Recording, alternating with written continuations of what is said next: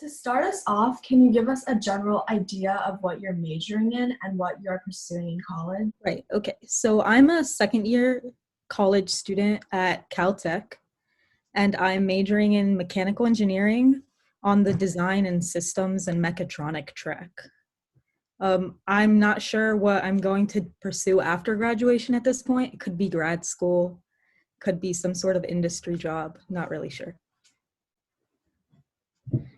Yeah, that's really interesting. So, what motivated you to pursue a career in STEM? So my mom is a computer scientist. She was a computer scientist and got the degree in the beginning when computer science degrees were both first being offered.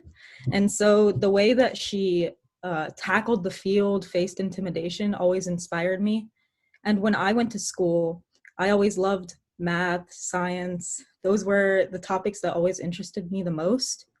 I loved how curiosity sort of played into the science field, and then math was very concrete, and you could always arrive at an answer that you like. I'm now realizing that engineering is a little different from math, and that you don't always arrive at an answer that you like, and that it's a little more complicated than that. But at the core of engineering and science, it's all about curiosity and perseverance, and I love working on those traits. Mm-hmm. So, did your time at East also influence your decision to go into the field? Yeah, so I think in college I realized this. We take it for granted a lot that a lot of our science and math teachers are females. I talked to some people at my school and they say, oh, my physics teacher was a guy, my chem teacher was a guy, my math teacher was a guy, my bio teacher was a guy. But that's not the case at all at East. I had a female bio teacher, a female chem teacher. Physics 1 is taught by mostly females. And I don't think people realize how much it inspires girls to come into high school and see that, oh, there are these teachers that are teaching this. I'm not alone in this. This isn't some obscure path that I can take. Here are females who are doing it and doing it well.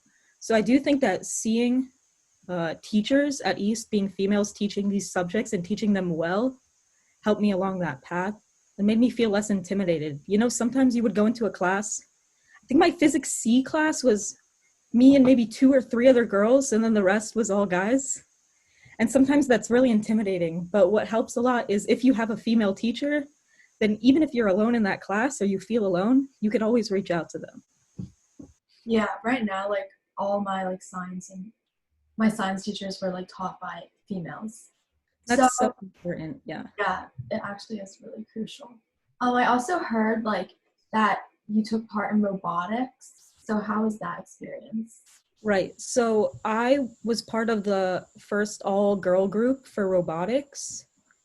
It was challenging to say the least. I thought that the main thing was an intimidation factor. You know, you're a girl, you go into a room with all guys. Female robotics team has never been made. It feels so normal, all male groups are the majority of the club. So why isn't there a single all girls group in there? It's just takes a lot of courage to go in there and then stick to it. And then, there are always going to be people who say negative things about you. You didn't deserve what you got it only because you're a girl, or no, you don't really understand what we're doing here. But I experienced some of that, but for the most part at East, people are very supportive, and you just have to use your resources, your teachers, and I think not sell yourself short is the main thing. You know what you're doing. You can work through your problems. Don't let anyone really tell you that you can't. Yeah, that's definitely really inspiring for girls at East right now. And kind of going back to your experiences in college, in your classes, what would you estimate is the percentage of women in your field? So in my classes, I'm a mechanical engineering major, and I know that that specific major is historically underrepresented with women. Even though around the country, I think it's maybe 20%, even less of majors are engineering. I think that mechanical engineering is even less. So that's why my school tried really hard to accept, I think it might be 40%. Is my women in my major in mechanical engineering. at Caltech. So I wouldn't say that in my classes, I feel like I'm a minority. Like I obviously am, like 40% to 60%. But generally, I think the problems start to come when you are looking for a job or a research internship, or are looking to be in some sort of club. I don't think that in my major, I feel so much that I'm a minority as a woman in them. Yeah. So as a woman in STEM, have you ever faced gender-based microaggressions or hostilities? Yeah, definitely. Like I can't tell you the number of times where I've been working on a project, looking through code, trying to do work, and I'm like, hey, I think the problem might be here. I think we're missing this line. This line doesn't really make sense in this code. Or I don't think we can integrate this like that. It doesn't really make sense for the context of the problem. Guys have been like, no, like you don't really understand. Like we're gonna keep working through. That's definitely not the problem. You don't really get it.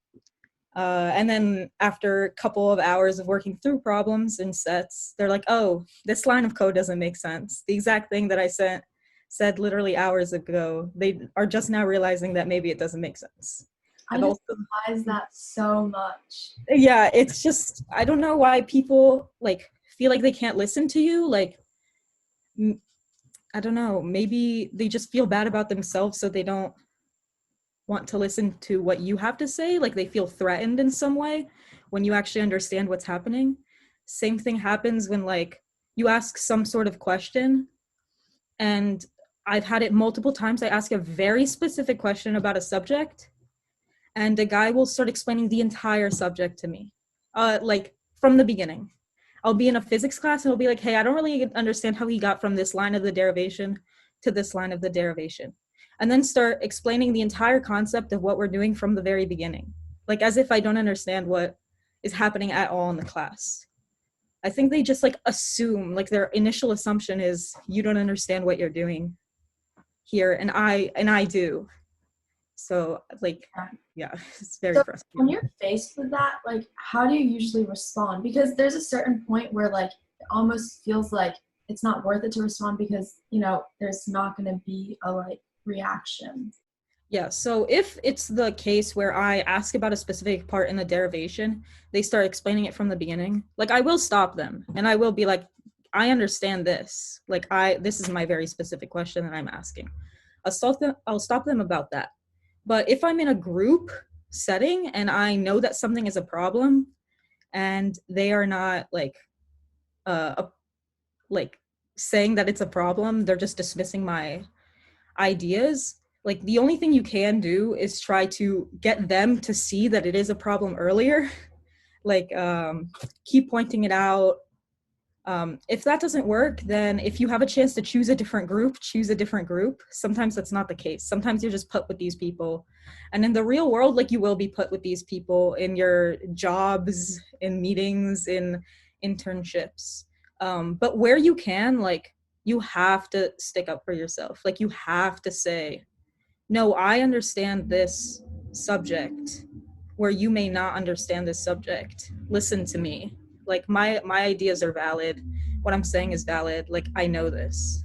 Like don't let them just talk over you. Definitely don't let them talk over you. And definitely the worst thing is don't let them convince you that you don't understand what's happening. I see that a lot where one of my friends will understand a topic and she'll say that she understands the topic, and then a guy will start explaining it back to her, and then she'll be like, maybe I don't actually know what's happening. Don't let them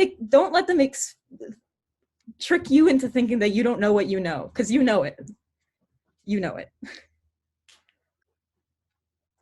Yeah, that's definitely interesting. And like also, do you think like the environment like on the East Coast or the West Coast has an effect on gender norms as an East graduate at Caltech? I will say it might be the part that I'm on the West Coast. It might be the reason that I'm on a very small campus that's mostly like 50-50, like women and men. Like that I have noticed that people are much nicer and much more cooperative at my university. It also might just be a difference between college and high school thing. I found at East people are a lot more competitive, very eager to tell you that what you're doing is wrong and what you're doing is right. But I think that at my college, maybe it's West Coast, maybe it's my college's specific atmosphere. I don't know. People are a lot willing to like talk it out and listen to you. Yeah, that actually makes sense. But based on your perspective, why do you think that there are less women in STEM? I've been recently asking myself this a lot because I'm like, okay, colleges are accepting women now, like trying to make it 50-50 in STEM schools. What is happening? Like, why aren't there that many women in STEM? Like, why aren't there that many women even in my like high school physics classes in East? What is happening? And I definitely think it's an intimidation thing. Like, if you get told a number of times maybe that your opinion isn't valid or that you don't know it, even if it's subtle, like you're working on a math project and you're working with a group of guys and they don't really think to include you a lot or don't ask for your opinion a lot, then maybe subconsciously you start to think, I'm not good at math. That's not really my thing. I'm not really good at science. No one's asking for my opinion. No one's asking for my input. You start equating that to like being bad at the subject. And then you think, oh, you go into a class, you're one of so many few girls who are there versus a lot of guys. You're thinking, maybe this isn't for me. Maybe there's a reason why this is the way it is. I think it's an intimidation thing, which is why it bothers me so much when you hear guys saying like, oh, you got it easier because you're a girl. Like colleges accept 50-50 now. Like there's no reason for you to feel like you're being discriminated against in any way. But like the amount of intimidation that each girl has to go through before reaching the point where she can apply to college for STEM and be confident in the fact that she's applying to college for STEM is crazy. Like it's so much intimidation. So many like you said, like microaggressions that can be subconsciously interpreted as I'm not good at this or this isn't for me. Yeah, so kind of going off of that idea of like gender inequality, both in the high school and in college, do you believe that there's a significant gender wage gap for men and women in the STEM field, either from your experiences or from those of your peers? Definitely. I know this. I'm just looking at friends who are doing internships and jobs. You can research it online. The gender pay gap is real and it's a big problem. And it's not, some people use the excuse of like, well, women, I don't know, anything from like women work less because of maternity leave, women's time is less productive, women tend to work less hours. It's not true. Women, you look at studies, for the same number of hours that they work, they are paid less.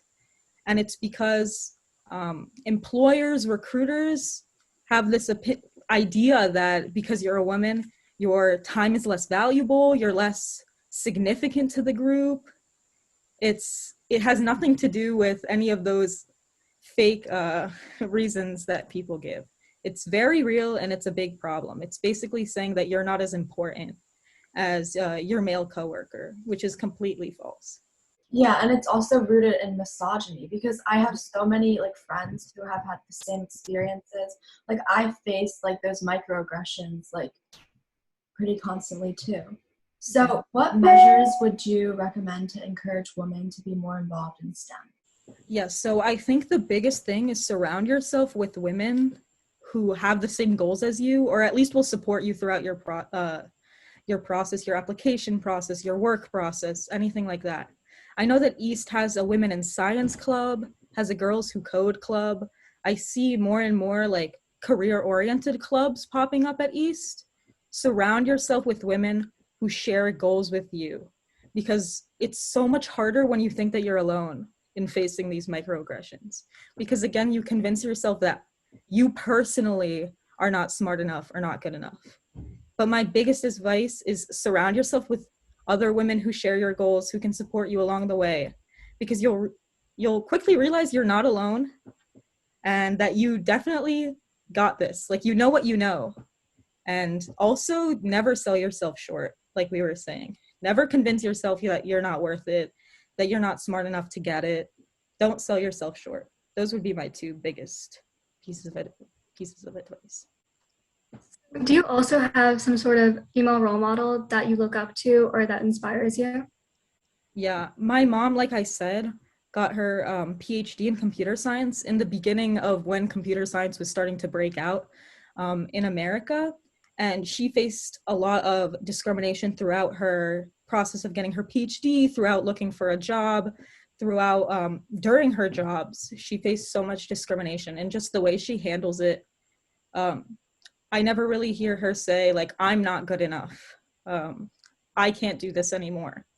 She always just works, gets better, constantly says why she knows what she knows, constantly expresses her knowledge of the subject, because she knows the subject, you know, and no one's going to convince her that she doesn't. She's my biggest role model, I would say, in the STEM field, because she just knows that she knows what she's doing, if that makes sense. And she doesn't let anyone convince her that she doesn't. Yeah, that makes a lot of sense. I get what you mean. Thank you so much for coming. No problem. Thank you for reaching out to me.